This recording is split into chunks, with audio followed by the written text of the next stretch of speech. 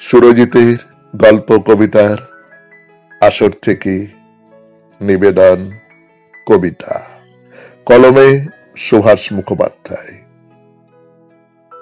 শক্তিবেশ বলে পদ্য, কবিতার কচকচি থেকে গা বাঁচাবার এর চেয়ে ভালো উপায় আর নেই।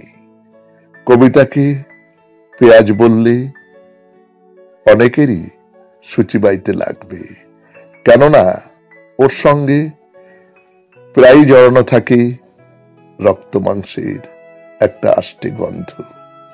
অথচ ছাড়াতে ছাড়াতে ছাড়াতে ছাড়াতে শেষ পর্যন্ত দেখবেন কবিতারও কিছু থাকে না। কবিতা কি দাঁড়ান ভেবে দেখি।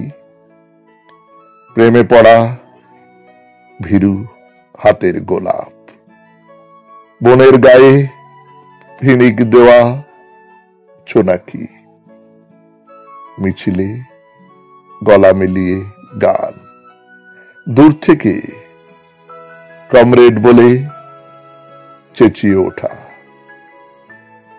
ফুৎকারে নিজেকে উড়িয়ে দেওয়া। কিন্তু তার আগে আমাকে ভালো করে বুঝিয়ে বলুন তো, কবিতা কি নয়? নমস্কার। সুভাষ মুখোপাধ্যায়ের এই কবিতাটি পাঠ করলাম আমি, সুরজিৎ দাস। সম্পাদনায় সুরজিৎ দাস।